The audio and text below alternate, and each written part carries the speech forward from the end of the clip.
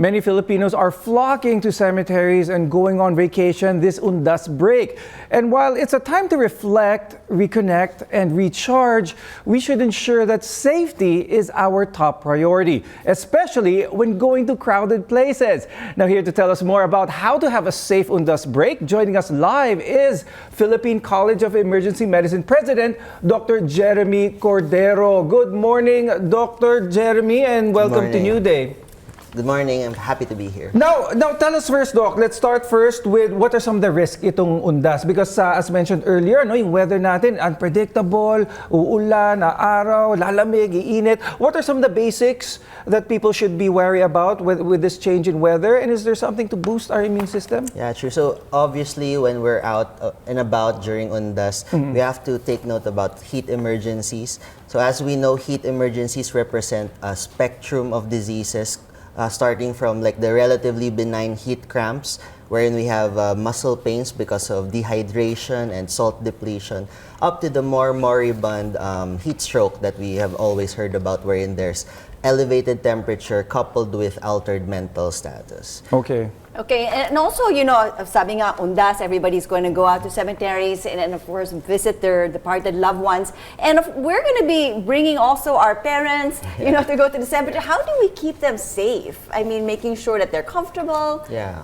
Well, it's always important to keep a mindset of prevention and preparedness. So always be ready for wounds. So like stuff like gauze, sterile gauzes, and irrigation material, so that we are always prepared that when these accidents happen, we have the physical preparedness to be able to respond to these things. And also best to go earlier on or later, Always. so you know. I guess avoid the crowds heat, that's also. right. I mean, seniors and smaller children, generally, you want to keep them, prevent the possibility of contracting diseases. Yes. Correct. Yeah, correct. and you know, speaking of kids, what I was speaking to the reporters earlier, people are really being discouraged from bringing kids to the cemetery. Pero minsan hindi talaga maiiwasan. You know, there's nobody you can leave your kids with. What are your reminders for parents who are bringing small children with them? Well, first of all, when we bring children, there's always psychologically, we have to prepare them. You know, when it comes to children, always have the patience. You know, we always talk about in the healthcare community that physically we have to be prepared, but psychologically there has to be the preparation to de-escalate and always to be patient with children. But of course, all of these things, like we have to keep them hydrated always, because when children are dehydrated, they become more prone to diseases.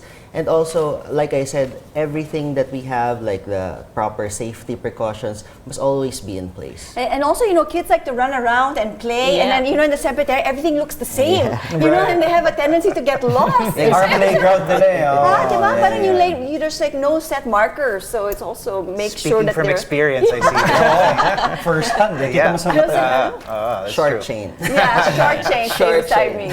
All right. Exactly. In terms of preparation, I don't know, are there any, it might sound a little extreme, but are there any vaccines, or is there any way to boost your immunity when you do have, Yeah, well, opportunities like this? it's always good to be vaccinated, especially now. There's flu vaccines that are available, pneumonia vaccines, of course, COVID vaccine. We still want you to get them. So as much as you can, what you can get, try to be protected, because vaccine is actually, you know, something that we can protect ourselves with, especially when you're there's a lot older. of exposure. Yeah, seniors as well, Doc, question. Di ba, syempre pag Undas, yung mga that we saw earlier, yung mga security, very tight yan eh. So what can we bring or not bring? Or yung first aid, yung just in case. I know they have first aid over there, pero yung mga pwede natin na bit-bitin without, you know, being, ayan o, dahil syempre you will be, kumbaga kakapkapan ka niyan eh, pagdating mo eh. Yeah. Well, of course, firearms.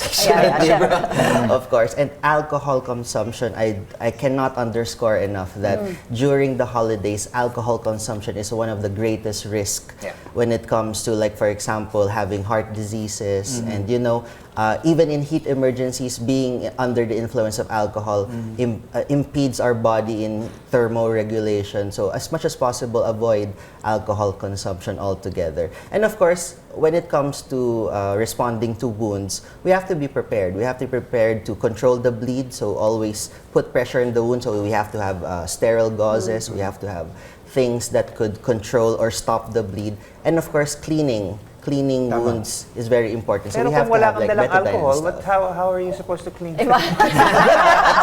Bit of a light moment there. Sorry, bit of a light moment there. Jeremy, good question by Paolo. Alcohol, is that what people should bring when it comes to wound cleaning? Is alcohol the best one? When it comes to wound cleaning, it's more important to first irrigate the wound with water. Better saline water because it helps in wound healing. But tap water is better. Sure. Wash and then wash the wound first because there's debris, bacteria will be taken off by the water. But secondly, also do something to sterilize the wound. Water is actually, alcohol is actually very abrasive. Povidone iodine is actually better and stuff like that. Hindi masyadong mahapde. And we're talking about the alcohol that we use at the hospitals, diba?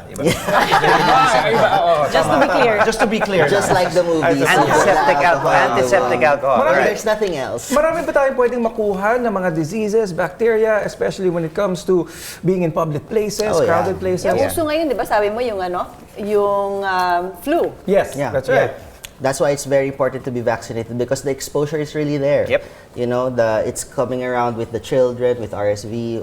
There's also, that's why the new vaccine now is quadrivalent because there's so many kinds of flu, so many kinds of bacteria that could infect us with pneumonia. So it's always better to be protected. And if you could, minimize exposure, that's always better. But during the holidays, we can't escape from it. So it's better to just be protected. Doc, there's a bug going around. No, you were saying, Absolutely, diba, a lot of people feeling under the weather. Should we be concerned, especially now? It's Undas, a lot of people going to the cemeteries and I will mean, be... not just the cemeteries too. I mean, we've been focusing Yeah, yeah. on cemeteries. A lot of people have actually used this holiday period or long period to actually head out of town. Are there any other things that we should be concerned about within the crowded spaces of a cemetery or heading out of town maybe? Well, we've just been through a pandemic, so I guess the lessons that we've learned should be able to set in. Of course, hygiene is very important. And of course, we can still recycle our mask. I mean, the use of mask. Recycle the mindset of using mask. Not the mask! Not the mask. Right, you are. Right, you are. Exactly. Baka lang malinaw. Now, Doc, you mentioned also about how there's a lot of things going around, especially respiratory viruses na nandyan. What about other respiratory ailments such as asthma? Mas prone ba sa asthma, especially in public places? Paano yung mga nagkakaproblema sa paghinga? Yeah, actually, we're Hospital ng Makati actually is there in South Cemetery, and we always have a nebulizer in hand. No, but if you don't have a nebulizer that's handy, you can always bring your inhalers because asthma, COPD, these are the things that usually are aggravated when you're in a crowded space. So you always have to be prepared. All right. With that said, Doc, what are your final safety reminders and tips for everyone to be safe, especially when they're in public during this break, whether they're in the cemetery or traveling or going to parties? As I said, we always have to adopt a mindset of prevention and preparedness. Luck favors the prepared, so we always have to have all the tools in hand, like for example, the sterilization materials and all of our inhalers in hand and hydration. All of these things, we have to be prepared, but at the same time, we have to be against those cultural things that promote things that could keep us in danger. Lastly, Doc, what is your number? Pakatawagan ka nila. Joke lang. I'm flashing it on screen right now. Doc's number. Now, thank you once again for being with us, Dr. Jeremy Cordero. Maraming salamat, Thank you. sir.